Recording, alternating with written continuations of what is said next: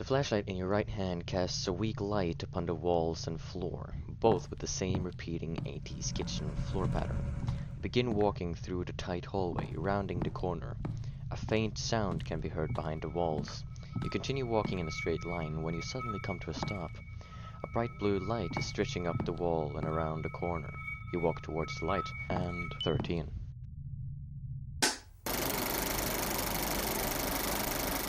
Welcome to It Steals, an indie horror game created by Zeekers, the same guy who made The Upturned and Lethal Company.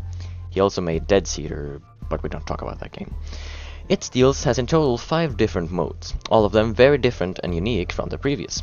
Let's begin with the first mode, Classic.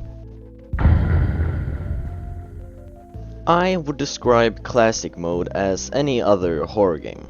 Let's take Slender Man The 8 Pages as an example. In Slender Man The 8 Pages, you run around a forest looking for pages, hence the name, while also being chased around by a tall figure called Slender Man, hence the name. Classic mode isn't much different from that. You're stuck in a maze along with a monster, trying to collect blue orbs. The only thing that is different is the mechanic to scare away the monster whenever you shine your light on it. While on the topic of the monster, for every mode there is a new monster, all of them having different behaviors and looks. Well, almost all of them. In Classic mode, the monster stuck in a maze with you is a big square with a, and that's definitely a face, and mounted with 2 long legs. Its name is Legs. Back to the objective. When you have collected your first orb, the number 13 will show up on your screen, telling you that you have 13 orbs left. Well, that wasn't that difficult. I'm on my 3rd orb and 200? What the f? However, the game likes to throw small tricks at you here and there.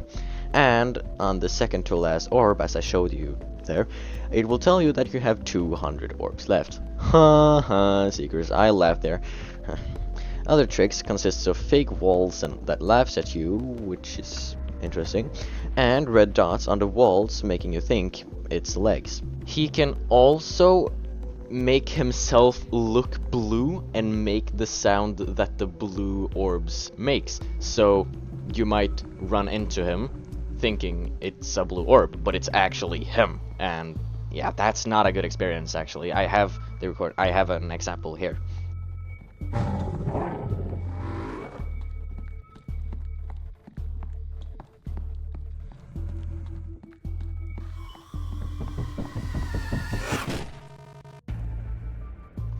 Whenever you have scared away Legs one too many times, he will get pretty pissed, giving you the message to run, as a stressful tune plays on repeat until he catches you.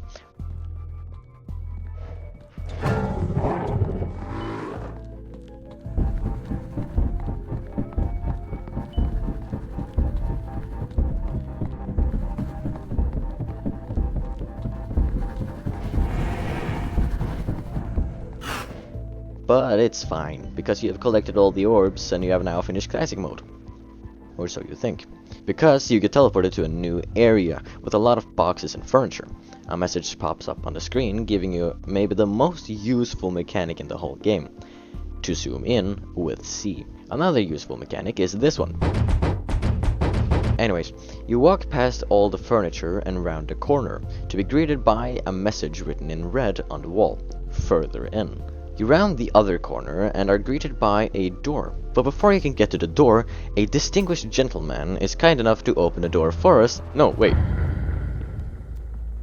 Shutter mode is basically just a middle-aged bald man in playground taking pictures of children simulator. Or in other words, you have a Polaroid camera with blitz. In this mode, you have lost your flashlight and you now have a good old camera instead.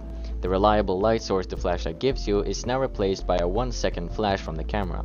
To make matters even worse, the camera does not have infinite flashes, so you'll need to monitor your battery bar before it goes out. For every picture you take, the bar goes down by 1. If you collect a blue orb, the battery refills by 1. It's important to not run out of battery, because he will know.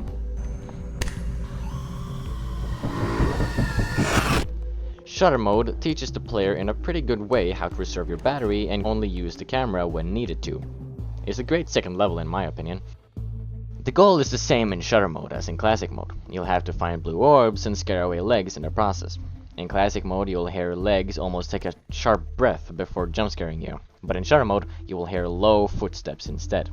To scare away legs, just take a quick picture of him with the camera. Legs will be enraged in shutter mode as well, but he is much more lethal this time, since if he's not flashed at when he gets close, he will leap at you from a great distance, killing you instantly. Taking a picture of him while enraged will stun him for a few seconds, giving you time to enlarge the space between you and him. Now you're very low on battery and you haven't seen any blue orbs lately. This is where the radar comes in. The radar is a mechanic introduced back in classic mode, but it doesn't come into so much use, so I didn't mention it. I actually don't use the radar as much as I think Seekers would like to, but this is only because I don't want legs to catch me lacking playing PUBG Mobile on the radar. And that is pretty much it for shutter mode. Only last thing to mention is the end sequence when the game shows you a cute collage of all the pictures you took of him.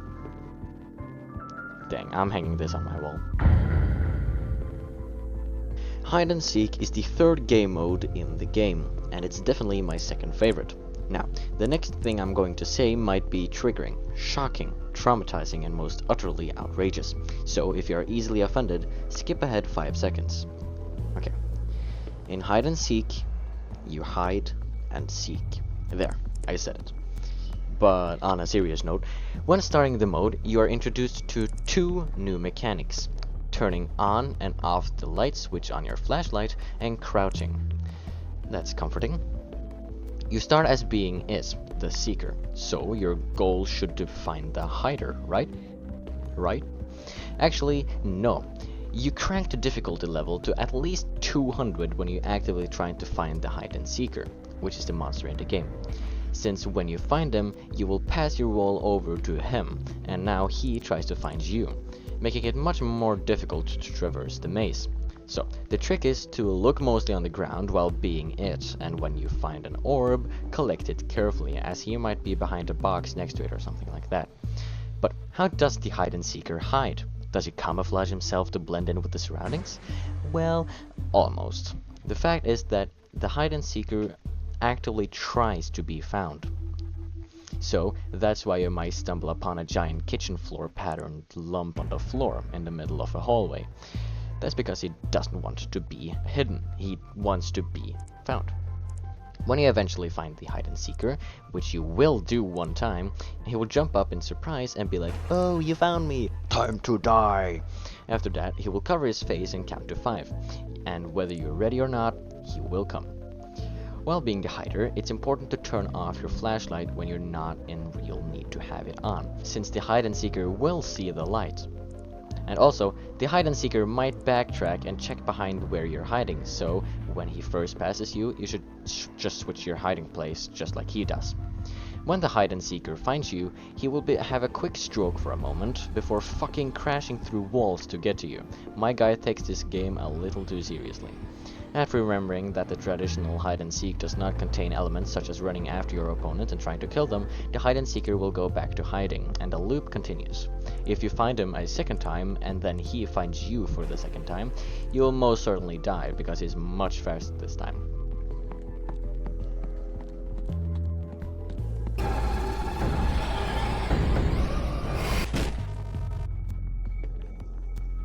When collecting all the orbs, you will get an ending sequence, just like the others. You're in a tiny room with a door and a lot of furniture, but when you walk towards the door, the hide and seeker will slowly stand up from the corner.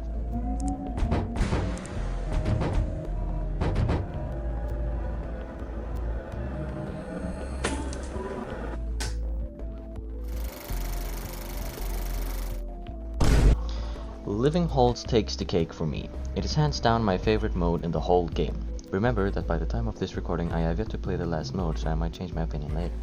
Of course, there has been negative feedback to this mode, and I totally understand why. Living Halls is much more different from the previous 3. It almost looks like a totally different game. And don't get me wrong, I like that Seekers tried something new for the later stages, but I understand why someone might look at all this and think, no thank you. Living Halls introduces a bunch of new mechanics, which changes the gameplay a lot. When starting up the game, you always start in a vault, and it is randomized to which of the 3 vaults you start in. Whenever you press the red button, the hatch opens and the timer starts. You need to return to one of the vaults before the timer runs out. Whenever a vault is used, it will be disabled until the game is restarted. The idea of a time limit is not first introduced in Living Halls. It is just now more apparent than ever, since you got a giant screen installed in your left hand that you can pull up by holding spacebar. No, the 3 previous game modes has some kind of time limit, and the game shows the player when they are out of time by throwing a big screaming square in their face.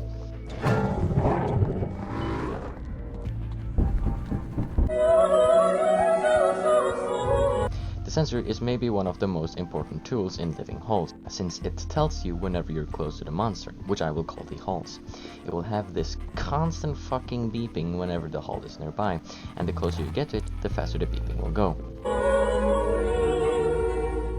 The 3 previous modes has one single monster, Legs in Classic, Legs in Shutter mode, and its weird distant cousin, the Hide and Seeker in Hide and Seek. Both of them are pretty similar in appearance.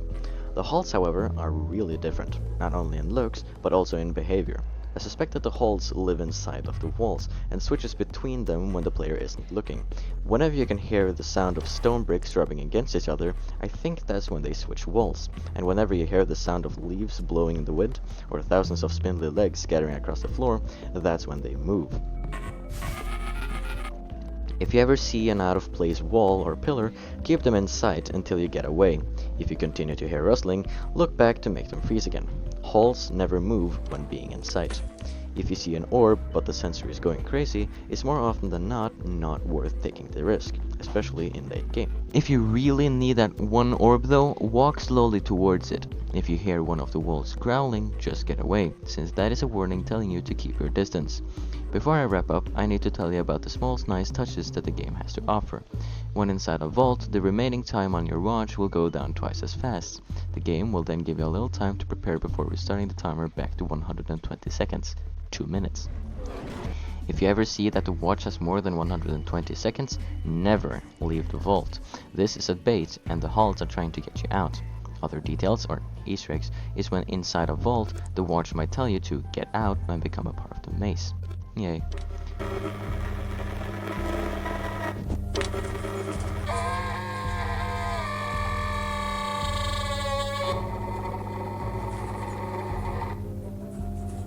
I've never gotten this Easter egg more than once, but it's definitely creepy. And for the cherry on top, the ending cutscene is just amazing, another reason for why I love this mode.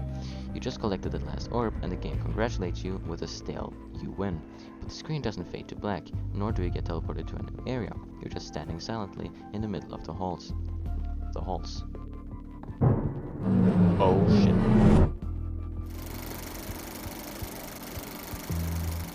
Forget everything I said about my opinion on hide and seek. The Phantom is definitely my second favorite, right under the Living Halls. In this mode you are put back to the classic map with clean floor tiles and the absence of blood pools. Instead, all the rooms and hallways are filled with crates and furniture. You now have your flashlight back and 2 new mechanics are introduced on the screen. To place down a device and to hold your breath. Both of them have a crucial role in beating the mode. When you left click, you will place down one device. The device will take a little time to activate, so I just look for orbs while waiting. The Phantom is a monster that roams around in the map with you. Unfortunately for you, it is invisible. Luckily for you, you're invisible for it too, so none of you have any idea of where the other room is. If you're clumsy enough to bump into an object such as a chair, the Phantom will be alerted, and be clumsy as well as it bumps into multiple objects, flinging them around the rooms and hallways, trying to get you. Whenever the Phantom has reached you, which you will know when it happens, cover your mouth with your left hand by holding spacebar and conceal your breath. When he loses interest and passes by, it is safe to continue breathing again, which is important. Holding your breath for too long will cover your screen in red, and when releasing the spacebar, you'll loudly gasp for air, pretty much snitching to the Phantom of where you are. When the Phantom eventually finds you, he will jump into the air, screaming. He's now visible for you, and you are now visible for him. Uh-oh. Remember that device you put down at the beginning? Well, you should run to it, and fast, because when you get inside the sphere and the Phantom touches it, he will scream in pain and run away, and then the cycle repeats. You only have 2 devices, so be careful of your placement and such, since the Phantom can get affected by its sphere while being invisible. To be careful and hold your breath as soon as you hear anything that sounds similar to a person falling down a set of stairs is now your only hope of survival. The radar is much more useful now because it disables itself whenever the Phantom is close, which is really useful when doing the achievement where you turn off all sound. When the Phantom is enraged, it will get faster for every orb you collect. Collecting all the orbs will trigger the ending, which is one of my favorites. The game will put you in a new area, giving you the message, don't stop, don't look back. The only way to go is forward, so you walk that way. Seeing an exit around the corner. Running towards it makes the exit sign fall off. You turn to the left to continue, but you're rudely interrupted by the Phantom, who is really pissed off. You then have a running sequence where you bash through objects and doors.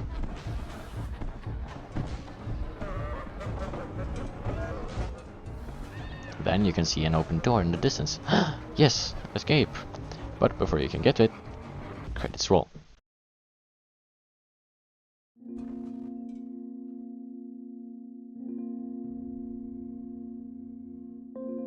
And that's what It Steals has. That's all the game modes It Steals has to offer. Of course, there is the hard mode version of all the previous ones, except for the 2 last ones. But except for that, that's pretty much it. If you've come this far to the video, a huge thank you from me and from myself, and also that other guy called Frankico. And yeah, maybe I'll make a video later about the hard mode versions. Alright, bye.